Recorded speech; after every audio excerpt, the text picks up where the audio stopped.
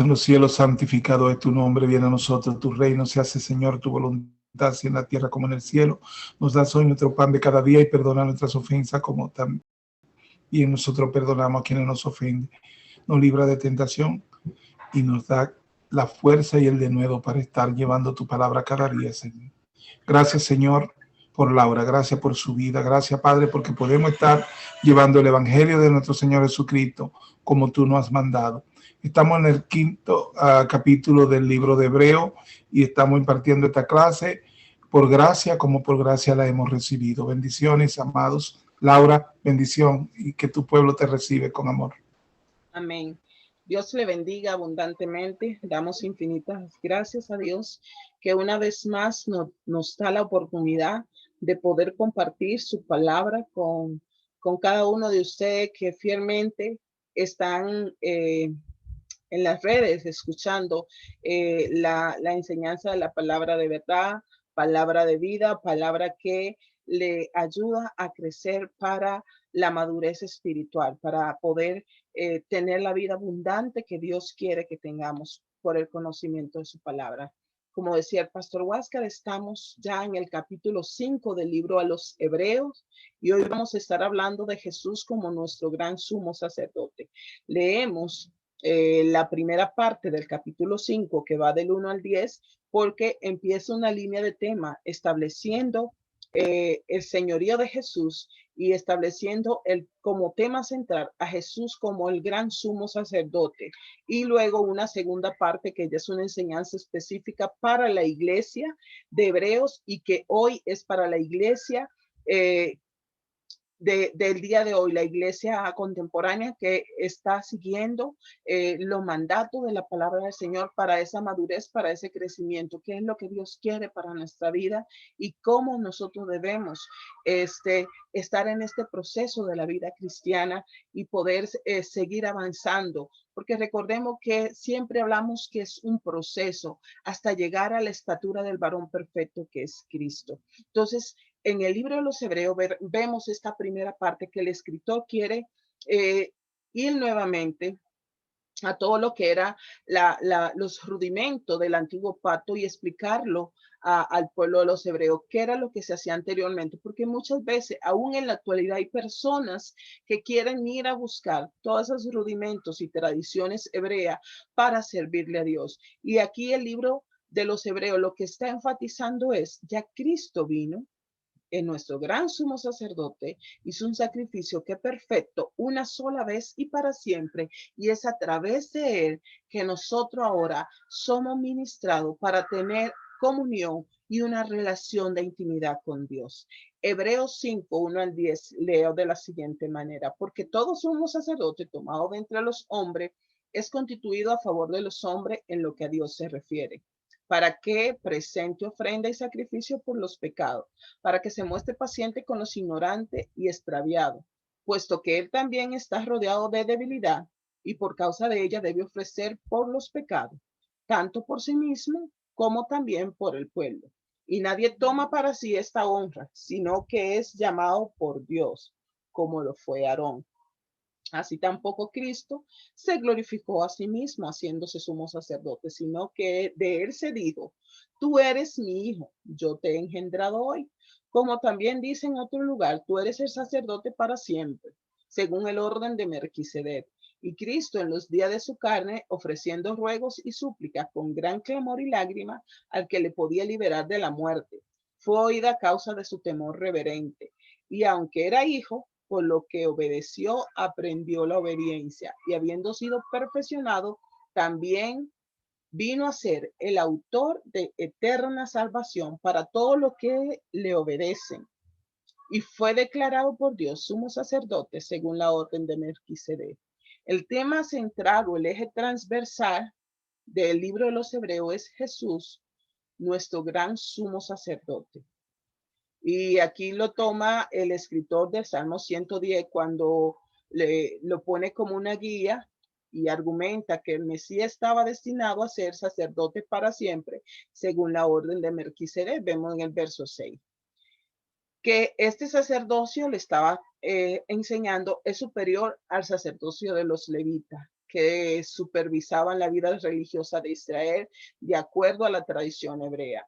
El sacerdocio antiguo o bajo el antiguo pacto no podía quitar los pecados genuinamente, sino que solo podía recordarle a las personas sus pecados con los sacrificios interminables que ofrecían los sacerdotes mortales y que eran imperfectos. Entonces, eran para cubrir temporalmente el pecado del pueblo. Les recordaba su pecado y hacía eh, una, una, una, una cobertura de ese pecado para que no subiera delante de Dios temporalmente con el sacrificio que presentaba el sumo sacerdote.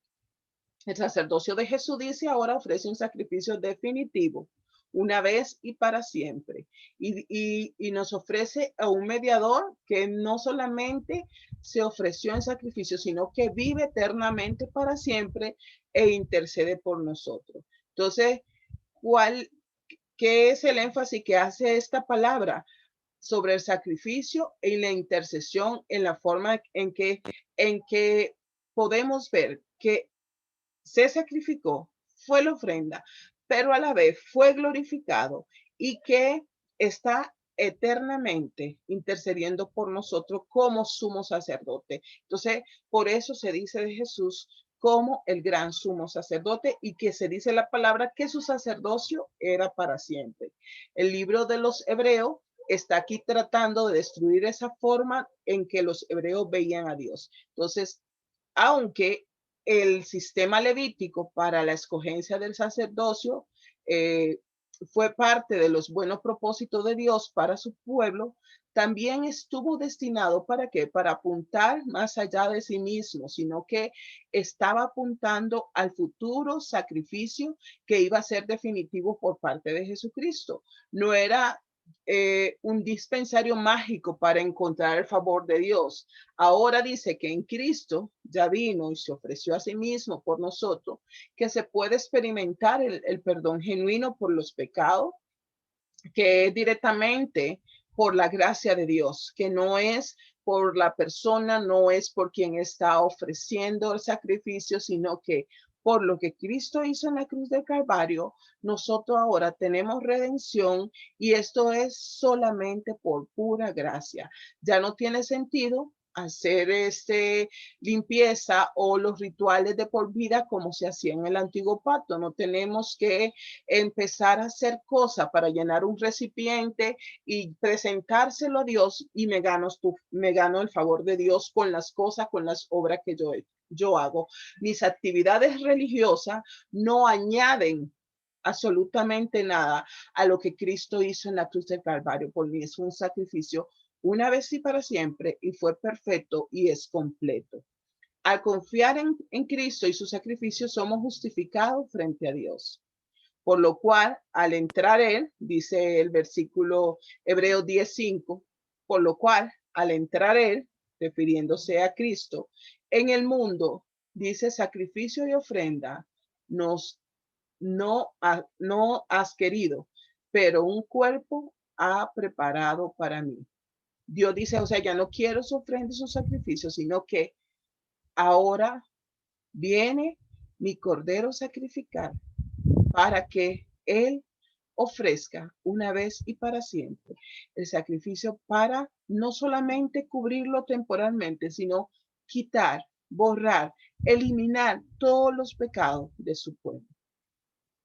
La palabra en hebreo del 1 al 4 se centra en el principio sacerdotal bajo la ley de Moisés. Entonces, habla de la característica que debía tener el sumo sacerdote. Dice que era un hombre que era constituido por parte de Dios.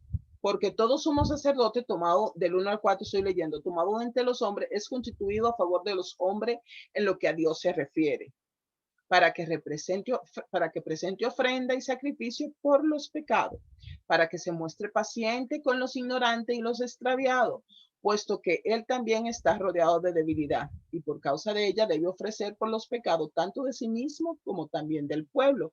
Y nadie toma para sí esta honra, sino que es llamado por Dios como lo fue Aarón. O sea, está diciendo que, como se describe en Éxodo 28:1, todo sumo sacerdote es escogido de entre los hombres.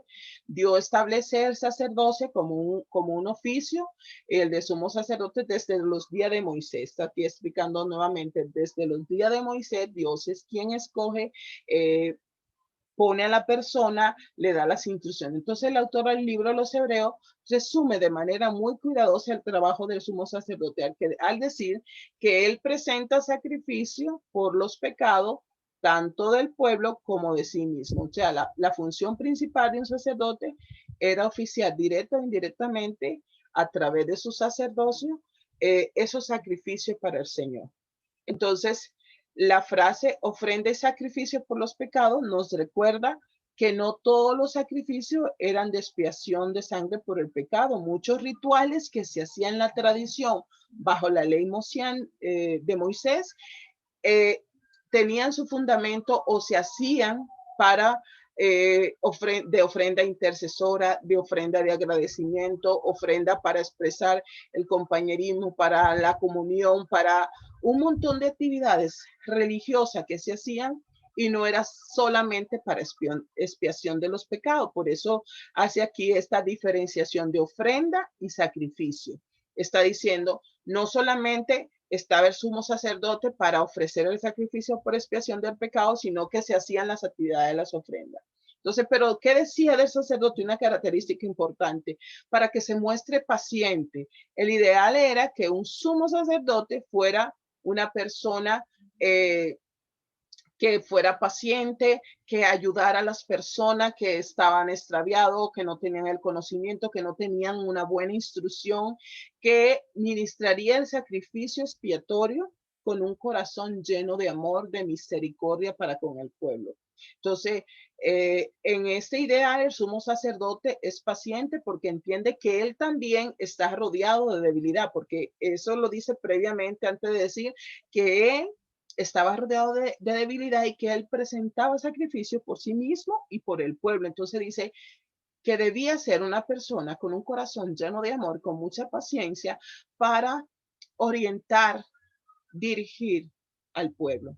Dios le dio órdenes específicas para ayudar y asegurar que el sumo sacerdote ministrara con compasión, entendiendo que él mismo estaba viviendo las luchas que el pueblo tenía, que él mismo tenía debilidades, que él mismo necesitaba presentar sacrificio delante de Dios de purificación para ir a presentar luego la ofrenda del pueblo. Y vemos que Dios utiliza simbólicamente la responsabilidad que debe tener el sacerdote cuando en su traje, en el pectoral, habían 12 piedras con los nombres de la tribu de Israel grabado en ella, tanto en el pectoral así como en los hombros. Llevaba las 10 piedras con los nombres. Con esto se le estaba diciendo o se le quería dejar entender al pueblo y al sacerdote que él siempre tenía que llevar en el corazón y en sus hombros la responsabilidad de este pueblo, de llevarlo y ser de mediador entre Dios y el pueblo.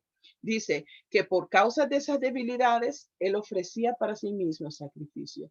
Dios también hizo mandamiento específico para asegurar que el sumo sacerdote ministrara con la conciencia de que él también tenía debilidades, que era un ser humano y que podía tener dificultades, debilidades y errores y caídas, que pudiera entender también que a la hora de ministrar tuviera esa conciencia clara y que por eso él debía ser compasivo y amoroso por las personas que estaban extraviadas, por las personas que necesitaban su guía. Entonces, en el día de la expiación, el sacerdote tenía que hacer un sacrificio por sí mismo para recordarse a sí mismo y al resto de la nación que él también tenía pecados que debían ser expiados, así como todo el pueblo.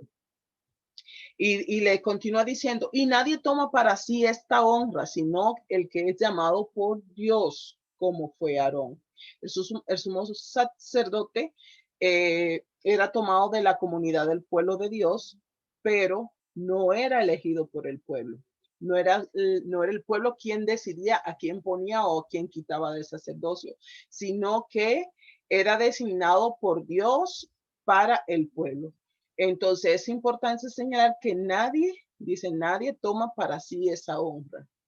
Nadie toma para sí esa honra. Lo que está diciendo en la tradición del viejo pacto, o sea que la honra de escoger a la persona que iba a ser el mediador entre Dios y en el pueblo le correspondía a Dios. El oficio de sacerdote no era nada de lo que se pudiera aspirar o algo que se pudiera hacer en una persona campaña o buscar adeptos, buscar votos para sentarse en el lugar de sacerdocio. Era dado por derecho de nacimiento, eran escogidos por Dios y era un honor que un hombre, que ningún hombre podía tomar para sí. Era un honor que solamente le tocaba a Dios, porque Dios era quien escogía y ponía el sacerdocio a poder hacer todo el sacrificio y todo el trabajo de mediador entre Dios y el pueblo.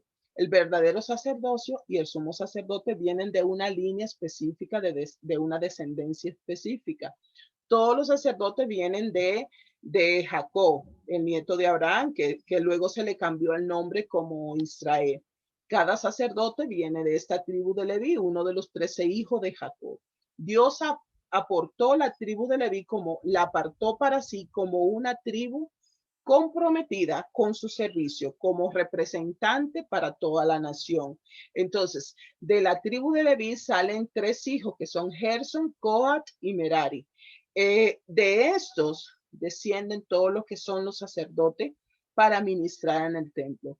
El sacerdocio como tal viene a través de Aarón, que es el hermano de Moisés de la familia de Coat. En la familia de Aarón y su descendencia se formaron los sacerdotes y al sumo sacerdote. O sea, el sumo sacerdote es el sacerdote principal, aquellos que podían servir en el tabernáculo, ofrecer sacrificio a Dios. El sumo sacerdote era generalmente el mayor de los hijos, excepto si se descalificaba a sí mismo y decía que no quería seguir con la ordenanza del sacerdote. En este sentido, el sacerdocio no era elegido popularmente, sino que Dios designaba a la persona que iba a ejercer el sacerdocio. Entonces ahora, después que le explica todo cómo lo hace la tradición, de dónde venían los sacerdotes, que habían unos sacerdotes que hacían unas actividades especiales dentro del templo que tienen que ver con mantener las luces encendidas, con el ornamento, con el orden del templo. Había un sacerdote y un sumo sacerdote que eran los sacerdotes especiales que iban y hacían la expiación por los pecados del pueblo. Entonces empieza ahora a decir que Jesús está calificado para ser nuestro sumo sacerdote. Dice, así tampoco Cristo se glorificó a sí mismo. O sea, no le escogieron ustedes, no le escogió el pueblo, no se escogió a sí mismo, haciéndose sumo sacerdote, sino que de él se dijo, tú eres mi hijo, yo te he engendrado hoy. Como también dice en otro lugar, tú eres sacerdote para siempre, según la orden de Melquisedec. Dice que ni Jesús mismo se glorificó a sí mismo haciéndose sumo sacerdote. Él fue escogido. Jesús no se hizo a sí mismo sacerdote. El sumo sacerdote fue escogido por Dios. Jesús fue escogido por Dios y fue declarado en el Salmo 2:7, tú eres el Hijo y eres sacerdote para siempre. El sacerdocio de Jesús era muy difícil de entender para los primeros cristianos. ¿Por qué? Número uno, no venía de la tribu de Leví, de la tribu sacerdotal, ¿verdad? Y número dos, nunca estuvo de acuerdo con la práctica que se estaban haciendo en ese entonces. Más bien, Jesús lo que hizo fue confrontar la estructura religiosa de ese entonces. En lugar de unirse y seguir la práctica que ellos traían del sacerdocio, lo que hizo fue confrontarlo y porque en el tiempo de Jesús sabemos que el sacerdocio se había convertido en una institución completamente corrupta, la tradición se había convertido en algo político, en algo de mucha intriga, de mucha corrupción. Entonces, para ello, no veían a Jesús como un sacerdote porque él no participó de estas tradiciones. Entonces, no le calzaba a estos primeros cristianos ver a Jesús como un sacerdote escogido por Dios. Pero dice en cuanto a Jesús, que fue un sacerdote escogido para siempre. El sacerdocio de Jesús, dice, como el de Melquisedec, no tiene fin, no se ve principio. Ningún sumo sacerdote descendiente de Aarón tuvo un sacerdocio para siempre. Sabemos que cada vez los sacerdotes tenían que ser sustituidos por otro que Dios escogía. Solamente en el caso de Jesús dice que fue constituido para siempre. Y se refiere, yo te engendré hoy, se refiere a ese proceso de la resurrección en que Jesús fue levantado de los muertos. En ese tiempo, él asumió por completo su rol como nuestro sumo sacerdote, habiendo sido perfeccionado, dice la palabra en Hebreos 5:9, y fue perfeccionado. La resurrección de Jesús demostró que él no era un sacerdote como Aarón, que tenía que expiar su propio pecado primero. Dice que la resurrección de Jesús lo vindicaba como santo del Padre, como el sumo sacerdote que el Padre había escogido, quien soportó la ira que merecían los pecadores sin haberse convertido en pecador en sí mismo, que él nunca tuvo que ofrecer algo por sí mismo porque él estuviese en pecado, sino que nunca cometió pecado, pero se hizo pecado por nosotros para llevar nuestra culpa. Y Cristo en los días de su carne, ofreciendo ruegos y súplicas, hablando acerca del ministerio sacerdotal, con gran clamor y lágrima al que podía liberarle de la muerte. ¿Quién era que podía pasar esa copa de él? Era el Padre, que fue lo que él rogó en el Getsemaní. Por lo que padeció, aprendió obediencia y habiendo sido perfeccionado, vino a ser autor de eterna salvación para todos los que le obedecen. Y fue declarado por Dios sumo sacerdote según el orden de Melquisedec. Entonces, dice que ofreciendo ruegos, súplica con gran clamor y lágrima. Aquí está haciendo, está tratando de enlazar la descripción que está haciendo de Jesús como sumo sacerdote con la agonía de Jesús en el huerto de Getsemaní que encontramos en Mateo 26 y Lucas 22. Esto prueba que él sabe que es luchar con la dificultad de la obediencia, sin embargo, él obedeció perfectamente. Entonces, podríamos decir, ¿cómo puede Jesús, que es glorioso, que es poderoso, que está sentado en el trono, saber lo que yo estoy atravesando hoy? O sea, ¿cómo puede Jesús en su deidad saber cuáles son las luchas humanas? Él lo sabe porque dice que él padeció y que obedeció y que no siempre fue fácil, pero que él aprendió la obediencia por el sufrimiento, por las adversidades. Fue oído la causa, dice, y fue oído a causa de su temor reverente. De hecho, en su clamor en el huerto de Getsemaní, para muchos, en el sentido natural diríamos, él le pidió al Padre que pasara esa copa y el Padre no lo escuchó. Pero recordemos que en esa oración Jesús pidió que pasara de él esa copa y la copa no le fue quitada. Entonces Dios no le escuchó. ¿Qué se puede decir? ¿Dios lo escuchó o no lo escuchó? Entonces, la oración de Jesús no era, Señor, quítame esta copa, ya yo no quiero seguir con esto, sino que fue que se haga tu voluntad. Y entonces esa oración fue aceptada. Era una oración que fue definitivamente escuchada por Dios, porque Él le dijo, pasa de mí esta copa si te es posible, pero no se haga mi voluntad sino la tuya. Estaba pidiéndole a Dios que él entraba en la obediencia del Padre y que se acogía a la voluntad del Padre. Y esa oración fue aceptada. Entonces dice, por lo que padeció, por esto, él aprendió obediencia. ¿Cómo pudo Jesús, que nunca dejó de ser Dios, aprender algo? Una vez más podemos ver cómo puede Dios en su trono en el cielo experimentar obediencia, sino que se despojó de su gloria, se despojó de su trono y se humilló a sí mismo. Jesús se humilló y tomó forma de siervo, tomó la forma humana y llegó al más bajo grado de humillación para entrar en la obediencia y en la voluntad del Padre. Jesús no pasó de desobediencia a obediencia. Él aprendió la obediencia obedeciendo los lineamientos del Padre para el plan para con su pueblo. Jesús no aprendió cómo obedecer, él aprendió lo que involucra obedecer, es morir a su yo, es ceder su voluntad para que se haga la voluntad del Padre. Dice, por lo que él padeció, aprendió la obediencia. El sufrimiento fue utilizado para enseñar a Jesús. El sufrimiento fue apropiado para enseñar al Hijo de Dios. Entonces, nunca nosotros como creyentes debemos despreciar como una herramienta de instrucción las adversidades, los sufrimientos, los padecimientos, porque son los que nos ayudan a llegar a ese grado de humildad y de entrar en obediencia para que Dios opere en nuestra vida más allá de nuestros pensamientos. La Biblia nunca nos enseña que una fe fuerte se mantendrá, te va a mantener lejos del sufrimiento. Más bien una fe fuerte te ayuda a poder seguir en pie a pesar del sufrimiento y las dificultades.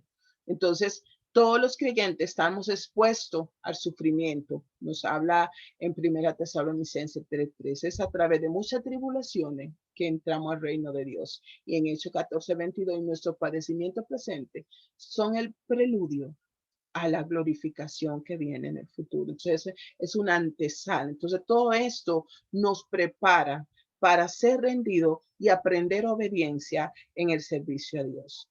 Continúa diciendo acerca de Jesús, habiendo sido perfeccionado, vino a ser el autor de la eterna salvación.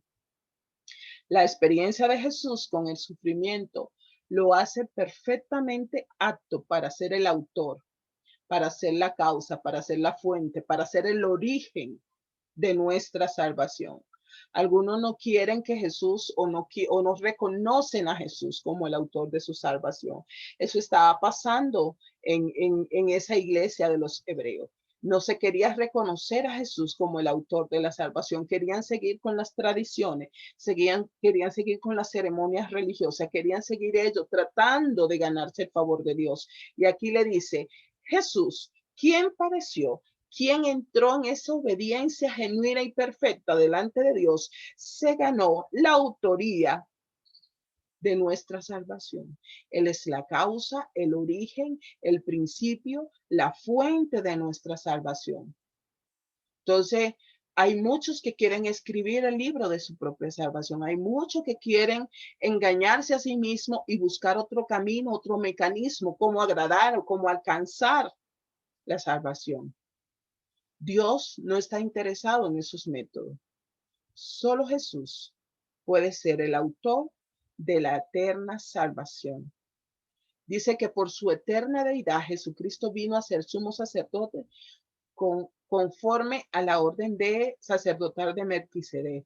Melquisedec es un sacerdote que solo se menciona una sola vez cuando Abraham iba después de una batalla a llevar ofrendas y diezmos delante del Señor y dice que fue entregado al sacerdote Melquisedec, que es un tipo de Cristo o era Cristo mismo revelado en ese entonces. Era Cristo mismo, un sacerdote que no tuvo principio y que no tiene fin, que fue sacerdote para siempre de acuerdo a esa orden.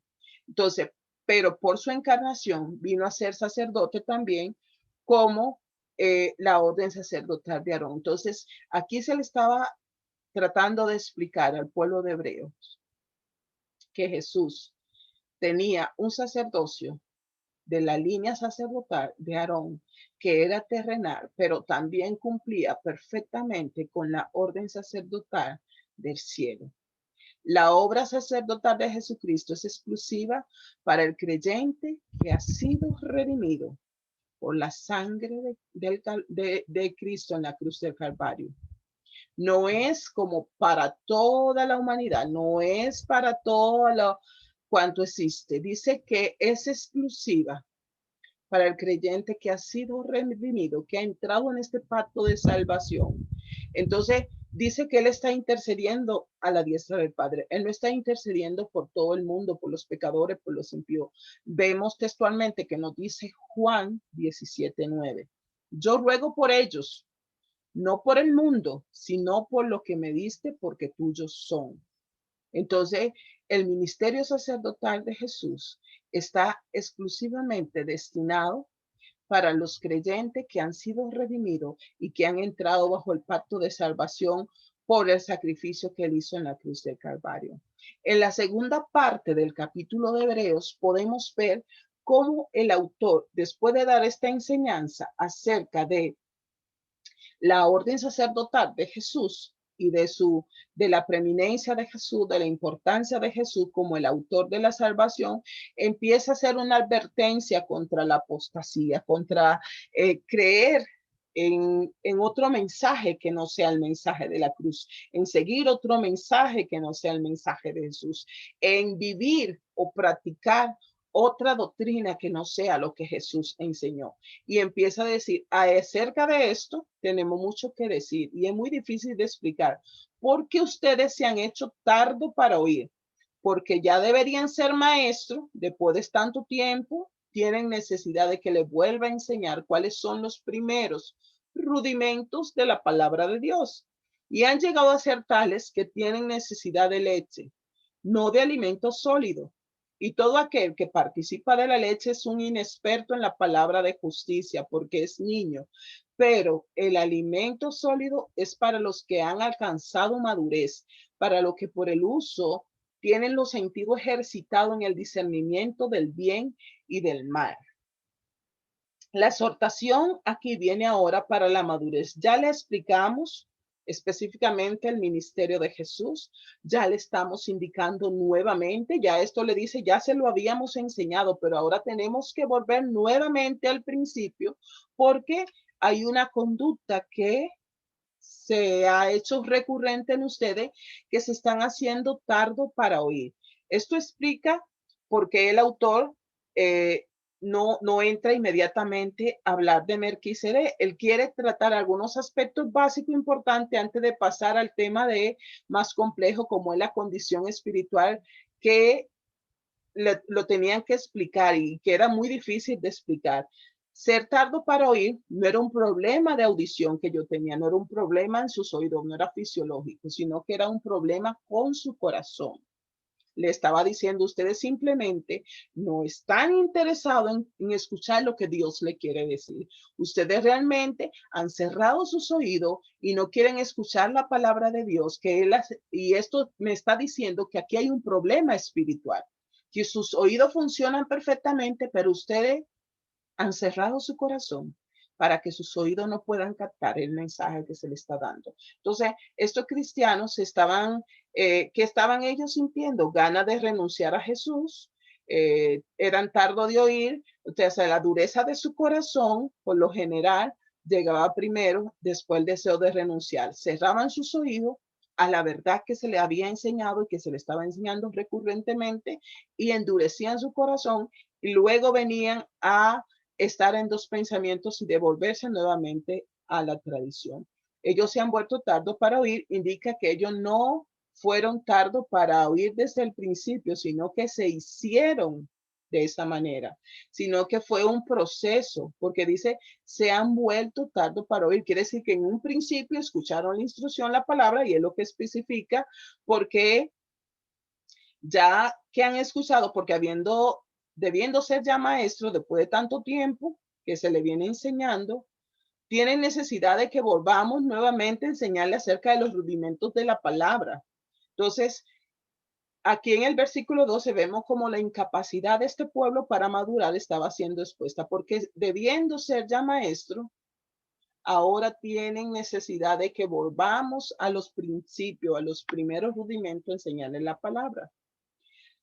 Tomando en cuenta el tiempo que han sido seguidores de Jesús, tomando el tiempo que tienen en la iglesia, ya ustedes deberían ser personas maduras, le está diciendo.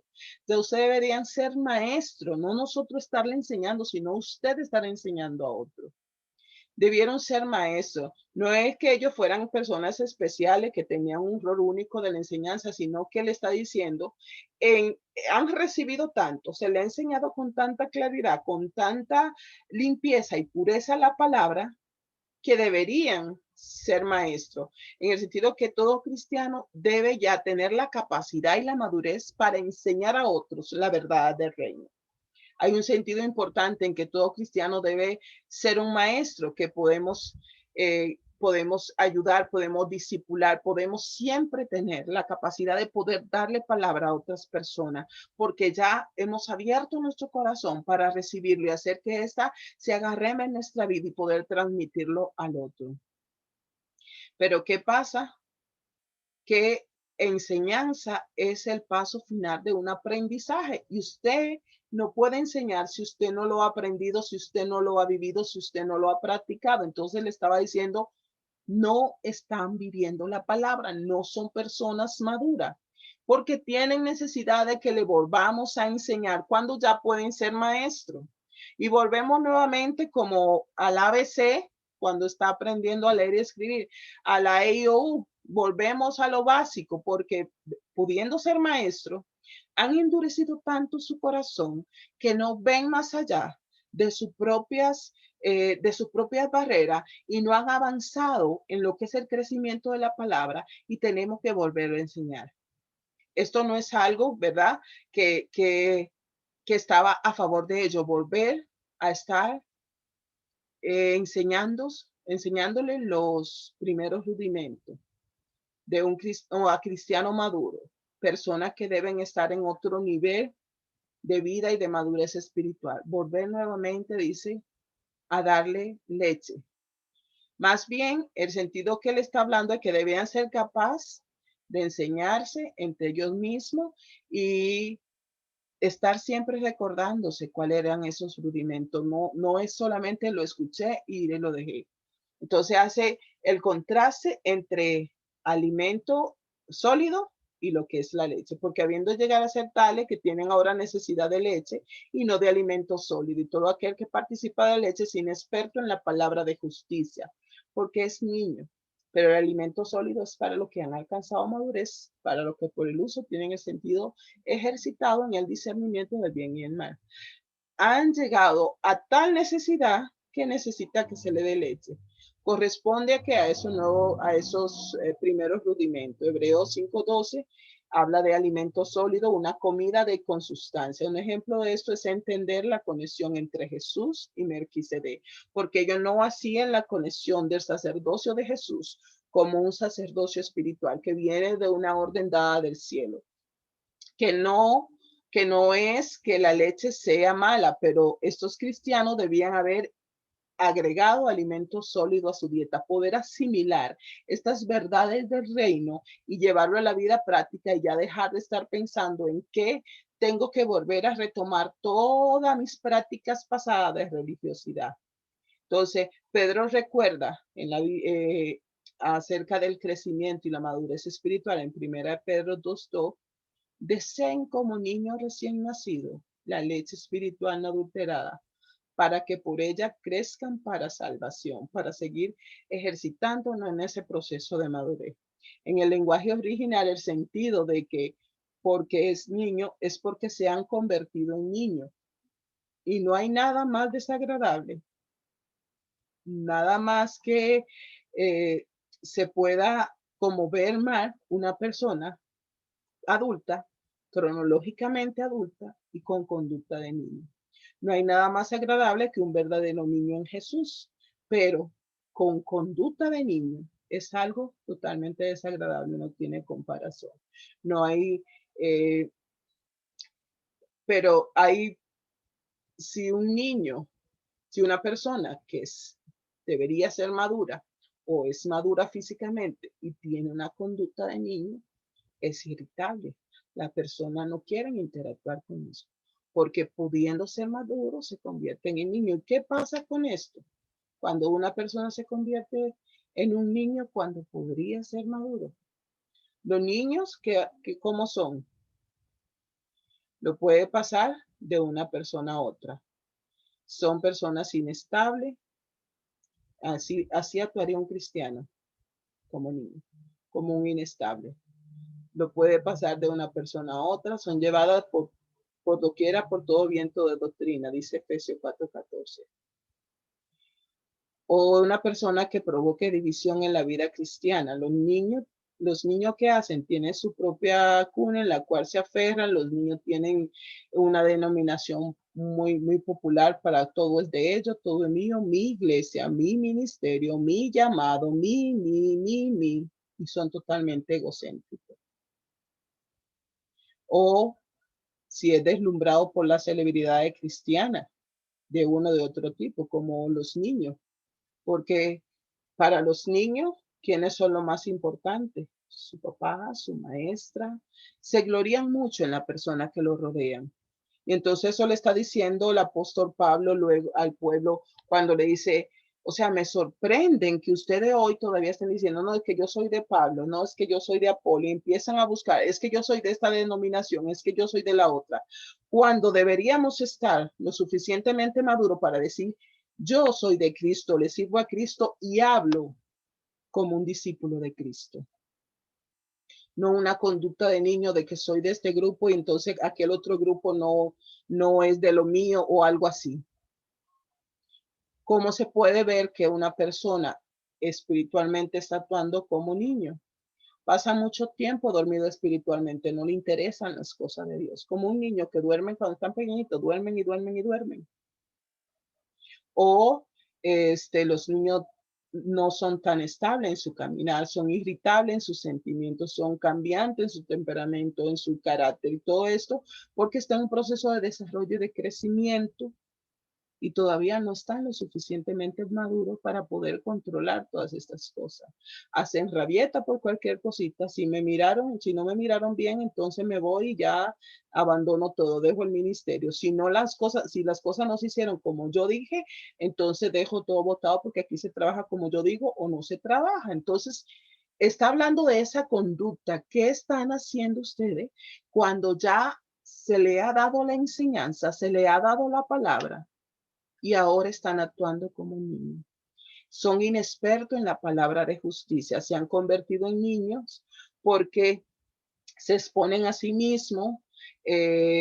Al ser inexperto en la palabra, no pueden enseñar a otro, entonces no se espera que un cristiano nuevo sea experto en la palabra, pero ya recordemos que está hablando con personas que ya habían recibido el mensaje y tenían tiempo de estar caminando en el evangelio.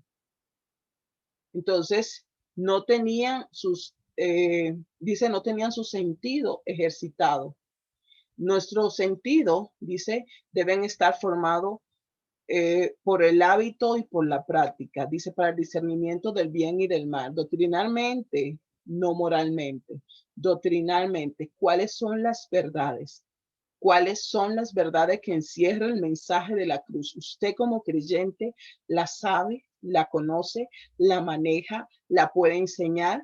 Entonces, ¿qué pasaba con estos cristianos? Estaban demostrando una falta de madurez por su falta de discernimiento de lo que era bien, lo que era correcto, incorrecto. Eran considerados y estaban considerando renunciar a Jesús para ir a abrazar nuevamente sus prácticas antiguas. El cristiano maduro está marcado por su discernimiento y por su compromiso inquebrantable con Jesús y por Jesús. La capacidad de discernir es una medida importante de la madurez espiritual. Los niños podrán ponen cualquier cosa en su boca, porque son niños, porque no saben discernir. Cuando usted le pone algo a un bebé en su boca, va a asumir que es comida y lo come. No tiene la capacidad de discernimiento que eso le puede hacer daño. Hay muchos niños que se intoxican con sustancias que son peligrosas porque no saben discernir dónde está el peligro. Hay muchos niños que se exponen a accidentes porque no saben discernir qué es lo bueno, qué es lo malo.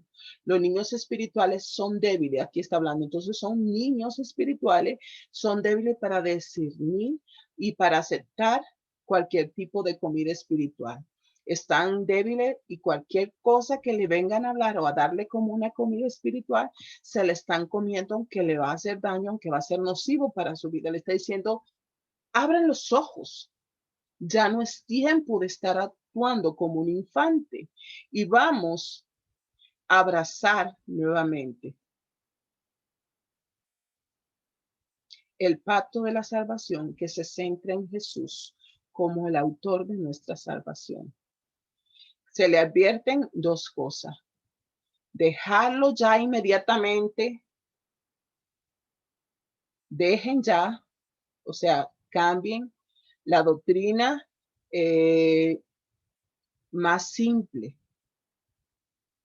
Dejen ya de estar en esas prácticas y vamos a aprender los principios elementales de la doctrina de Jesucristo.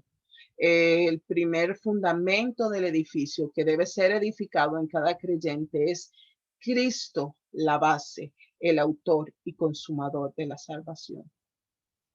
Y vamos a caminar o vamos a adelantarnos hacia la perfección. Hay que marchar hacia adelante. Usted no puede, vemos, y la vida cristiana será como todo el proceso de aprendizaje que nosotros como seres humanos llevamos en la escuela secular. Se empieza como bebé desde la guardería, desde materno, kinder, y va pasando cada vez, a medida que va madurando cronológicamente, va ganando conocimiento y va pasando a otro nivel.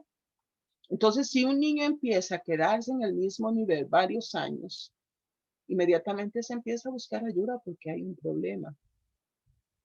Entonces, aquí la advertencia es que el creyente no debe conformarse con solamente conocer y estar repitiendo siempre doctrina, sino que tiene que de verdad tener esa capacidad de discernimiento, tener la mente de Cristo, tener la sabiduría de Dios para llegar a ser un experto, un especialista en la palabra. Entonces, todos estos rudimentos y ceremonia que se hacían en el antiguo pacto escondían o eran la antesala de el verdadero y real acercamiento que Dios quería formar en su pueblo para acercarse a él a través de Jesús. Le habla del arrepentimiento, de obras muertas, de la fe en Dios. Entonces, y no solamente lo encontramos en el libro de los Hebreos, lo encontramos en otras epístolas escritas por el apóstol Pablo, donde es recurrente el llamado para la iglesia de aferrarse al mensaje de la cruz. Entonces, no es que todo eso que aconteció, todo el antiguo pacto, no le está diciendo es una doctrina que está mala, no es falsa, no es incorrecta, pero ya se reveló a su plenitud el plan de Dios para nosotros. Debemos abrazar ahora, aprender ahora, practicar ahora lo que Jesús vino a enseñarnos y que seamos verdaderos discípulos. Mirad, hermano, que no haya ninguno de vosotros de corazón malo, de incredulidad, para apartarse del Dios vivo. Antes, en Hebreo 3, y que viene para que vean que es recurrente el llamado que se le está haciendo al pueblo. Antes, exhortándose unos a otros cada día, entre tanto que se dice hoy, para que ninguno de vosotros endurezca por el engaño del pecado. Entonces, mira la advertencia, que no haya ninguno que por la incredulidad o por estar escuchando, o por estar con inmadurez, con una conducta de niño, lleguen a apartarse del Dios vivo, lleguen a vivir la plenitud del evangelio, porque esto será algo nefasto para su vida cristiana, estar todo el tiempo como un niño espiritualmente, haciendo berrinche, haciendo pataleta o no siendo productivo para la obra. Entonces es tiempo de que lleguemos a una madurez espiritual completa y firme a través del conocimiento de la palabra y que no estemos con la mente dividida en dos pensamientos. Jesús ya hizo un sacrificio, fue perfecto una vez y para siempre. En nuestro sumo y gran sacerdote está a la diestra del Padre intercediendo por nosotros. Y Él vivió nuestras debilidades y nos entiende y nos comprende. Y podemos entrar en esa relación con Él como como cristianos maduros, como personas adultas, y poder seguir pregonando estas verdades, que ya no hay necesidad de seguir presentándole a Dios nuestras obras muertas. No hay necesidad de estar retomando el pasado. No hay necesidad de ser nosotros el centro del mensaje. Que el centro del mensaje sea Jesús y lo que Él hizo en la cruz del Calvario.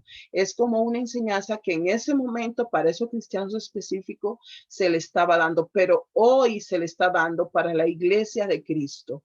Vamos a poner nuestra mirada en Jesús, el autor, la fuente de nuestra salvación. Dios le bendiga abundantemente y el pastor Huáscar con nosotros.